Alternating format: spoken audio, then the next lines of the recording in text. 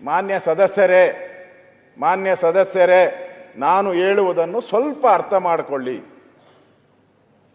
ಏನು ಸದಸ್ಯರಿಗೆ ಹೇಳ್ತಾ ಇರೋದು ಅಂದ್ರೆ ಸದಸ್ಯರು ಬಾಯಿ ಮುಚ್ಕೊಂಡು ಕೂತ್ಕೊಂಡ್ಬಿಡ್ಬೇಕು ಅನ್ನೋ ಥರ. ಸ್ವಲ್ಪ ಅರ್ಥ ಮಾಡ್ಕೊಳ್ಳಿ ಅಂದ್ರೆ ಅರ್ಥ ಆಗಲ್ಲ ಅಂತ ಸದಸ್ಯರಿಗೆ.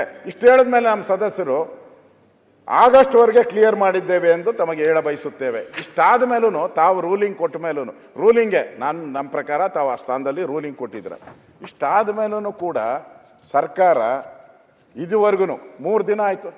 ನಾವು ಫಸ್ಟ್ ಡೇ ಕೇಳಿದ್ರಿ ನಿಮ್ಮನ್ನ, ನಾಳೆ ಅಂತ ಹೇಳಿದ್ರಿ. ನಾವು ಸ್ಪೀಕರ್ ಚೇಂಬರ್ಗೆ ಬಂದು ತಮ್ಮನ್ನ ಮಾತಾಡಿದೆ ನಾನು ಸ್ಪೀಕರ್ ಹತ್ರ. ಇಲ್ಲ ನಾನು ನಾಳೆ ಕರೆಸ್ಬಿಡ್ತೀನಿ ಅಂದ್ರಿ.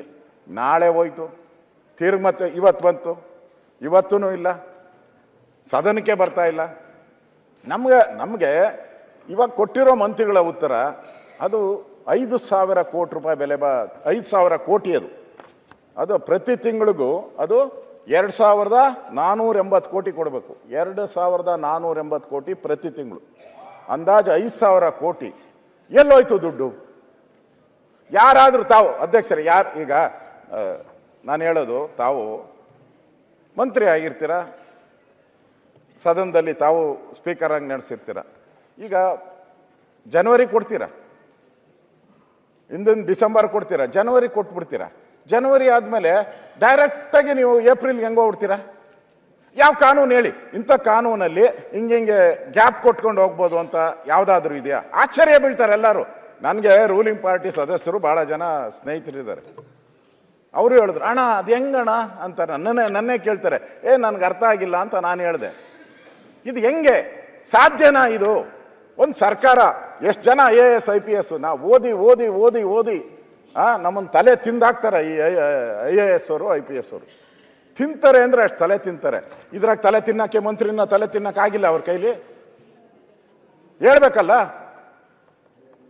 ಇಲ್ಲ ಮಂತ್ರಿ ನೆನ್ನೆ ತಾವು ನನ್ನ ಹತ್ರ ಬಂದಾಗ ನಾನು ಮಾತಾಡಿದೆ ನಿಮ್ಮ ಹತ್ರ. ಮಂತ್ರಿ ಏನು ಹೇಳ್ಬೇಕಾಯ್ತು? ಇಲ್ಲ ನಾನು ಮಹೇಶ್ ತೆಂಗಿನಕಾಯಿ ಅವರೇ, ನನಗೇನಾದರೂ ಆ ಥರ ನೀವು ಹೇಳ್ತಾ ಇದ್ದೀರ ಫೆಬ್ರವರಿ ಕೊಟ್ಟಿಲ್ಲ ಅಂತ.